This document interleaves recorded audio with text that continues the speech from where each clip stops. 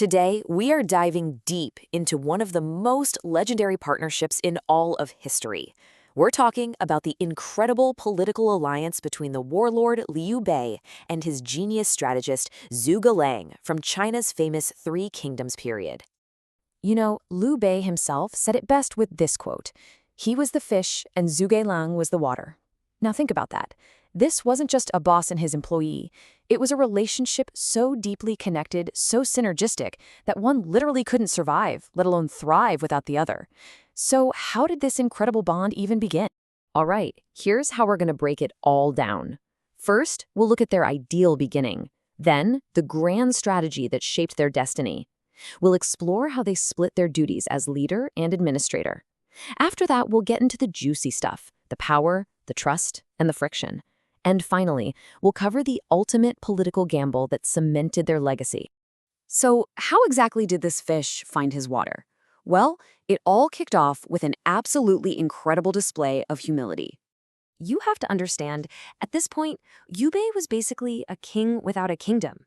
Yeah, he had the royal bloodline and a ton of charisma, but he had no real strategy, no home base. He was just drifting from battle to battle, a wandering warlord with big dreams but no clear path to actually making them happen. To get the attention of the brilliant but very reclusive scholar Zhuge Liang, Liu Bei didn't just, send the letter. Nope. He personally traveled to Zhuge Liang's humble little cottage, not just once, not twice, but 3 separate times. This was a huge deal. I mean, in a society built on hierarchy, for a man with royal blood to go to such lengths to recruit a commoner, that was a massive statement. It showed Zhuge Liang that Liu Bei wasn't just some arrogant warlord. He was a true leader, someone who valued wisdom and talent more than status. And what was the payoff for this incredible show of respect? Oh, just a complete blueprint for building an empire, a little something we call the Longzhong Plan. Right there in their very first real meeting, Zhuge Liang laid it all out. This wasn't just some advice for the next battle. It was a complete long-term vision. It was a nation-building plan that would change everything and set the course for the rest of their lives. And the genius of the plan was its beautiful simplicity. Step 1, get a home base. Secure the provinces of Jing and Yi so you have land and resources. Step 2, don't go it alone. Make an alliance with the southern warlord Sun Quan to balance out the biggest threat from the north, Cao Cao. And step 3, once you're set up, launch a coordinated 2-front attack to reclaim the capital.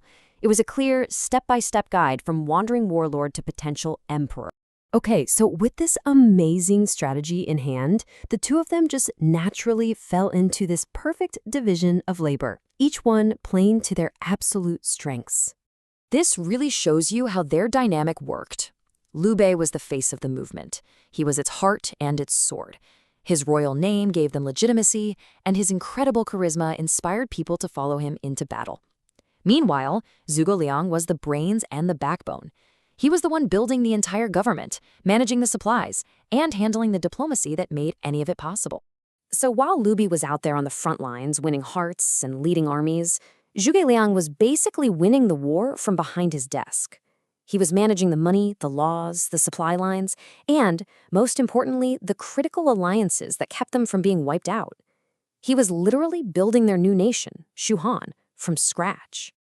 But come on, history's never that simple, right? Even the best partnerships get tested. And for them, it came down to power, trust, and some serious disagreements. Not a chance. I mean, while Liu Bei trusted Zhuge Liang more than anyone, he never, ever gave up his final say. He listened to every piece of advice, but at the end of the day, the decision was always his. And this is such a fascinating moment. As Liu Bei is dying, he gives Zhuge Liang this incredibly sharp warning about an official named Ma Su. Now, Zhuge Liang really admired Ma Su's cleverness on paper, but Liu Bei, the guy who spent his life on the battlefield reading people, saw a deep character flaw that the genius strategist just couldn't see. And tragically, Zhuge Liang didn't listen. He later put Ma Su in charge of a critical battle, and Ma Su's arrogance led to a complete disaster. It was a really painful lesson that Liu Bei's gut feeling about people was sometimes even more accurate than Zhuge Liang's brilliant intellect. But the biggest crack in their partnership, the clearest example of Liu Bei's absolute authority, came when his sworn brother was killed by their supposed ally, Sun Quan. Liu Bei was consumed by grief and rage, and he decided to launch a massive invasion for revenge. This completely shattered the alliance that was the cornerstone of their entire strategy. Zhuge Liang begged him not to do it, but Liu Bei, the leader, let his personal feelings override their grand plan, and it led to a devastating defeat. And that very defeat brings us to their final, most complicated, and honestly, most debated moment together. Liu Bei's last words.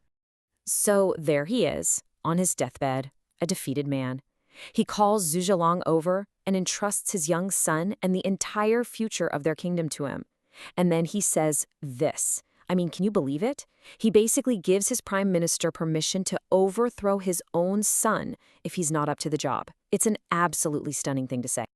And historians have been arguing about these words for centuries. Was it the ultimate sign of trust, a selfless leader putting the mission above his own family, or was it a brilliant political chess move, a clever test designed to force Zhuge Liang into an unbreakable vow of loyalty? We'll probably never know for sure what Liu Bei really meant, but we know what happened next. Zhuge Liang broke down, swore he would serve Liu Bei's son until his last breath. And he did just that. He spent the rest of his life working himself to death for a much less competent ruler, all in service to the promise he made to Liu Bei. So whether it was a test or a plea, it worked. So after all that, what is the ultimate legacy of this incredible fish and water partnership? Their story is really the ultimate case study in complementary skills. Liu Bei, the leader, provided the soul, the inspiration, and the royal legitimacy that drew people to their cause. And Zhuge Liang, the genius, provided the brain and the organizational structure to make it all work. On their own, they were impressive figures, but together, they were a force of nature that could shake an entire empire. And that leaves us with one final big question to think about.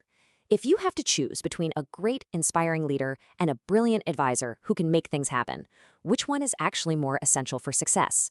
It's a question that was relevant back in the Three Kingdoms, and it's just as relevant for us today.